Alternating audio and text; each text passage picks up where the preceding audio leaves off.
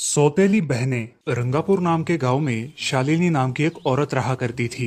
उसे दो बेटियां थी। एक का नाम था शिवानी और दूसरी का सुहानी। शिवानी जब छोटी थी तब उसकी माँ गुजर गई थी, जिसके कारण उसके पिता रघु ने दूसरी शादी कर ली। मगर उनका भी कुछ सालों में बीमारी की वजह से देहांत हो गया और इसी वजह से शिवानी के मन में उसकी माँ और बहन के प्रति प्रेम उत्पन्न नहीं हो पाया। शिवानी और सुहानी में हमेशा झगड़ा हुआ करता था। दोनों भी बहनें एक दूसरे से कभी प्यार से बात नहीं करती थी। शालिनी ये सब देख बड़ी चिंता में रहा करती थी। ऐसे ही एक दिन, शिवानी सुहानी, चलो आ जाओ, खाना खा लो। हाँ माँ, आई। हाँ माँ, मैं भी आई। ऐसा कहकर दोनों बेटियां वहां आ जाती है और देखती है तो उनकी माँ ने उन दोनों के लिए गाजर का हलवा बनाया था। वो देख सुहानी और शिवानी बहुत खुश हो जाती है। माँ, तुमने ये हलवा मेरे लिए बनाया है? मुझे बहुत पसंद है। मुझे पता है कि मेरी दोनों बेटियों को हलवा कितना पसंद है, इसीलिए तो मैंने तुम दोनों के लिए हलवा बनाया है। और मेरे लिए माँ? अरे हाँ बेटी, मैंने तुम्हारे लिए भी बनाया है। चलो अब जल्दी से खा लो, तुम दोनों को कॉलेज भी तो जाना है ना। जी माँ, मैं ये कटोरी ले लूँ? मुझे जल्दी पहुँचना है कॉलेज में। हाँ ले लो। और सुहानी, तुम ये वाली कटोरी ले लो। जी माँ। दोनों भी हलवा खाती है और एक दूसरे की ओर बहुत गुस्से से देखकर वहां से चली जाती है। वो दोनों भी कॉलेज में एक साथ पढ़ा करती थी। फर्क सिर्फ इतना था कि शिवानी 3rd ईयर में थी और सुहानी 1st ईयर में। उन दोनों में 2 साल का अंतर था। फिर भी दोनों में हमेशा नोकझोंक हुआ करती थी, जैसे कि वो दोनों एक दूसरे की दुश्मन हो। ऐसे ही एक दिन, दीदी, मेरी कॉलेज की ट्रिप जाने वाली है। तुम्हारी भी ट्रिप जाने वाली है क्या? हाँ, मेरी भी जाने वाली है, मगर मेरा जाने का मन नहीं है। क्यों दीदी? क्योंकि वहाँ पे तुम हो। मुझे भी कोई शौक नहीं है तुम्हारे साथ आने का। मैंने ऐसे ही पूछ लिया। मैं जा रही हूँ। शिवानी और सुहानी एक दूसरे की ओर मुंह फेर कर वहां से चली जाती है। अगले दिन दोनों भी कॉलेज में जाती है। तब उनके टीचर उनसे पूछते हैं, शिवानी, तुम कॉलेज की ट्रिप में आने वाली हो? जी सर, मैं आने वाली हूँ। ठीक है, मैं तुम्हारा नाम लिखवा देता हूँ। जी सर। ऐसा बोलकर टीचर ट्रिप के लिए जाने वाले विद्यार्थियों की लिस्ट बना लेते हैं। घर आकर शिवानी और सुहानी ये बातें अपनी माँ को बताती है। सुहानी, शिवानी, तुम दोनों ट्रिप के लिए जा रही हो, मगर वहां जाके झगड़ा मत करना, नहीं तो ट्रिप पे जाने की कोई ज़रूरत नहीं है। नहीं माँ, हम झगड़ा नहीं करेंगे। हाँ माँ, हम झगड़ा नहीं करेंगे। तो फिर ठीक है, तुम दोनों जाओ। ये लो ट्रिप के लिए पैसे, और बाकी के ये तुम्हारे पास ही रखना। माँ, हम कल जाएंगे और 2 दिन के बाद वापस आएंगे। ठीक है, चलो अब सो जाते हैं, कल तुम दोनों को निकलना है। अब वो सब खाना खाकर सो जाती है। अगले ही दिन सुबह उठकर वो दोनों भी अपने अपने बस में बैठकर ट्रिप के लिए निकल जाती है और इधर शालिनी अपने काम में व्यस्त हो जाती है। ऐसे ही कुछ देर बाद शालिनी को शिवानी का फोन आता है।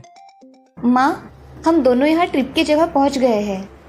अच्छा बेटी, तुम दोनों ठीक हो ना? हाँ माँ, मैं रखती हूँ, हमें यहाँ अलग अलग स्पॉट देखने जाना है। ठीक है, और जब वक्त मिले तो फ़ोन कर देना। हाँ माँ, अपना और सुहानी का ख्याल रखना। हाँ माँ। फोन रखने के बाद शिवानी और उसके क्लास के सारे दोस्त वहाँ की एक जगह देखने जाते हैं। सुहानी भी उसके क्लास के साथ एक दूसरी जगह देखने निकल जाती है। सारे बच्चे एक साथ घूमकर वापस आते हैं। शिवानी सुहानी को ढूंढती है, मगर सुहानी उसे कहीं दिखाई नहीं देती। इसीलिए शिवानी को बड़ी चिंता होने लगती है। अरे, ये सुहानी कहाँ रह गई? इसका तो कुछ भी पता नहीं, कहाँ ढूंढूं इसे?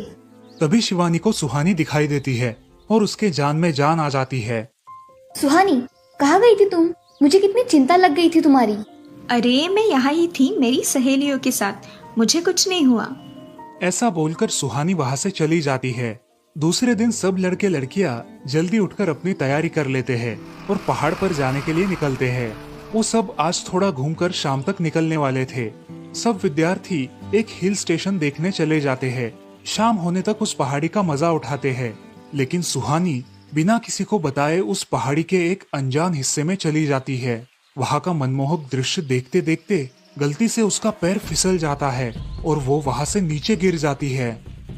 शाम हो जाने के कारण सभी विद्यार्थी वहाँ से निकलने लगते हैं और यहाँ सुहानी एक पेड़ के सहारे उस पहाड़ी की चोटी पर लटकी रहती है। शिवानी सभी विद्यार्थियों में अपनी बहन को ढूंढती है, लेकिन वो उसे कहीं नहीं मिलती। सुहानी को ढूंढते ढूंढते शिवानी वापस उसी पहाड़ी के पास आती है और उसे आवाज लगाती है। सुहानी, सुहानी कहाँ हो तुम? दीदी मैं यहाँ हूँ, बचाओ मुझे, मैं यहाँ हूँ। सुहानी की आवाज की ओर जाते ही उसे पता चलता है कि सुहानी पहाड़ी पर लटकी है। ये सब देखकर शिवानी बहुत घबरा जाती है। शिवानी अपनी पूरी ताकत लगाकर उसे ऊपर खींच लेती है। तुम यहाँ क्यों आई थी? अगर तुम्हें कुछ हो जाता तो मैं क्या करती? माँ को क्या जवाब देती? दीदी मेरा पैर फिसल कर मैं वहाँ गिर गई। मैंने बहुत आवाज दी मगर मेरी आवाज किसी ने नहीं सुनी। तुम ढूंढती हुई आई और मुझे बचा लिया। तुम दुनिया की बेस्ट दीदी हो। हाँ सुहानी, चलो अब घर जाने के लिए देर हो जाएगी, बस निकल जाएगी। सुहानी को ऊपर खींचते वक्त शिवानी के हाथ पर बहुत सारे जख्म हो गए थे, इसीलिए सुहानी अपनी ओढ़नी फाड़कर उसके हाथ पे बांध देती है और अब वो दोनों बस के पास चले जाते हैं। क्या हुआ है शिवानी, हाथ से खून बह रहा है तुम्हारे? कुछ नहीं सर, मैं वहाँ पे गिर गई थी, अब मैं ठीक हूँ। टीचर और सारे छात्र गाड़ी में बैठकर घर जाने के लिए निकलते हैं। घर आने के बाद शिवानी सारी हकीकत अपनी माँ को बताती है और वो सब सुनकर माँ दोनों को गले लगाकर रोने लगती है। तुम दोनों एक दूसरे के साथ होते हो, इसीलिए मुझे कोई टेंशन नहीं रहता, मगर मेरी बच्चियों, खुद का भी ख्याल रखा करो। उस दिन के बाद दोनों सौतेली बहनों ने अपने बीच की सब नोकझोंक बंद कर दी और हंसी खुशी सगी बहनों की तरह रहने लगी। दोस्तों, इस कहानी से हमें ये सीख मिलती है कि हम सबको एक दूसरे के प्रति द्वेष की भावनाएं छोड़कर प्यार से रहना चाहिए। चंदनपुर नाम के गांव में चंपा नाम की एक औरत रहती थी। पति, 2 बच्चे और एक बेटी, ऐसा उनका पूरा परिवार था। उसका पति श्रीधर पोस्ट ऑफिस में जॉब करता था। उसके कमाई से ही घर चलता था। चंपा ने अपने घर के सामने एक छोटी सी दुकान खोल के रखी थी। उससे उसे जो भी मुनाफा होता वो अपनी बेटी की शादी के लिए जमा करके रखती। ऐसे ही बहुत दिन बीत जाते हैं। अब बच्चे भी बड़े हो जाते हैं।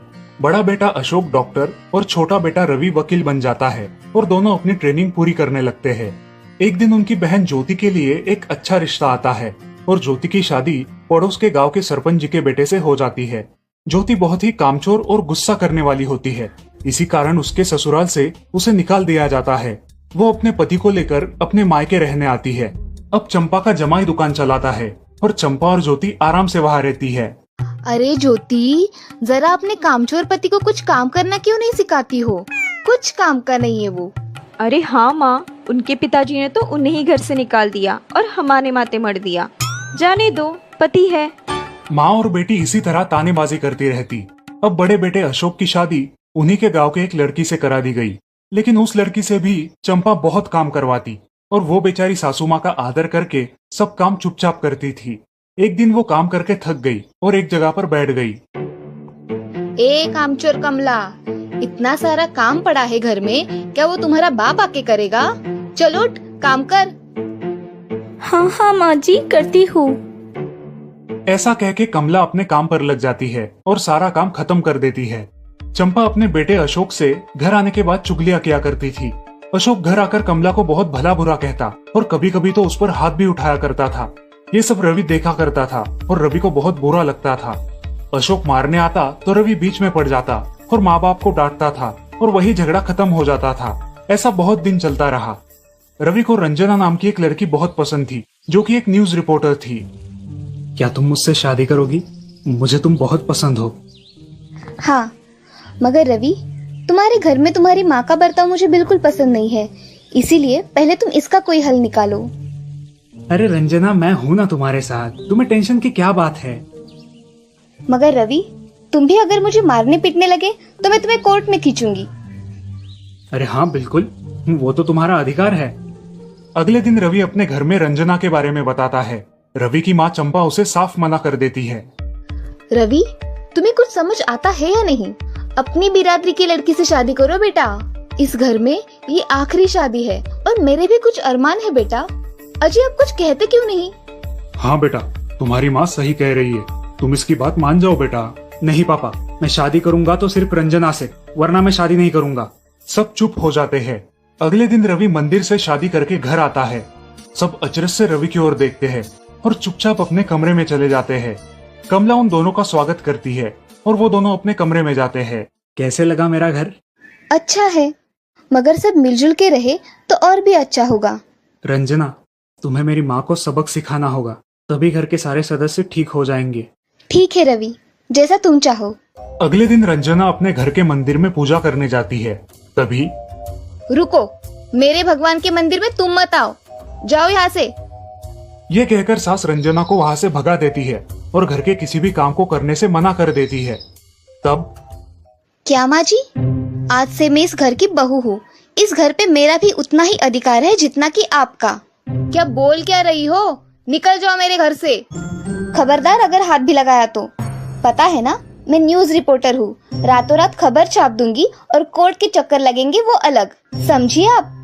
सास चुपचाप देखने लगी और उसकी बेटी और ससुर भी देखते ही रह गए। रंजना ने कमला से कहा, दीदी मुझे आपसे काम है, आप मेरे कमरे में आइए। और हाँ, आज से खाना ज्योति दीदी आप बनाएंगी। अरे माँ, तुम कुछ बोल क्यों नहीं रही हो? ये मुझे काम करने को बोल रही है। अजी सुनते हो, चलो मेरी मदद करो। हाँ आता हूँ। ज्योति किचन का काम करने चली गई और सास बाहर का काम करने लगी। रंजना कमला को लेकर अपने कमरे में गई और उससे कहा, कमला दीदी, आप कुछ कहते क्यों नहीं? आप चुपचाप सह लेती हो, उसका ये नतीजा है। अब देखो दीदी कैसे काम कर रही है। आप कुछ काम करती थी क्या शादी के पहले? नहीं रंजना, मगर अब घर से ही अपना खुद का कुछ व्यवसाय शुरू करने का सोच रही हूँ। बहुत अच्छे दीदी, अब आप किसी से मत डरिए, हम हैं आपके साथ। सच में किसी के साथ होने का कितना महत्व होता है। अब उसकी सासू माँ ही घर के सारे काम करने लगी थी और ज्योति को काम करवाने की वजह से ज्योति भी अपने ससुराल जाने की सोच रही थी। अजी, यहाँ तो काम वाली से भी ज्यादा बुरी हालत हमारी हो गई है। चलो हम हमारे घर चलते हैं, सब है हमारे यहाँ। अरे रे, आप कहाँ चली? अभी भी काम बाकी है। ज्योति का पति रंजना से धन्यवाद कहता है और ज्योति को लेकर अपने घर चला जाता है। अब सासू माँ एक दिन पूरा काम करके इतना थक जाती है कि उसके बदन में बहुत दर्द होने लगता है। तब दोनों बहू सास के पास चली आती है और एक बहू सास के पैर दबाती है तो दूसरी बहू सर दबाती है। सासू माँ उठकर रोने लगती है। मुझे माफ कर दो मेरी बेटियों, अब से कभी ये गलती नहीं होगी। सास को उसके किए पर पछतावा होता है और ये देखकर घर के सभी सदस्य बहुत खुश हो जाते हैं। रवि और रंजना भी बहुत खुश होते हैं। वाह बहू, जो आज तक नहीं हुआ वो तुमने करके दिखाया। बहू हो तो ऐसी। रंजना अपने बर्ताव के बदले माफी मांगती है और अब सब लोग खुशी खुशी रहने लगते हैं। तो दोस्तों, इस कहानी से हमें ये सीख मिलती है कि हम सब मिलके परिवार बनता है और हम सब परिवार का महत्वपूर्ण अंग होते हैं। परिवार के काम मिल बांट कर करना ये हमारी वैयक्तिक जिम्मेदारी है।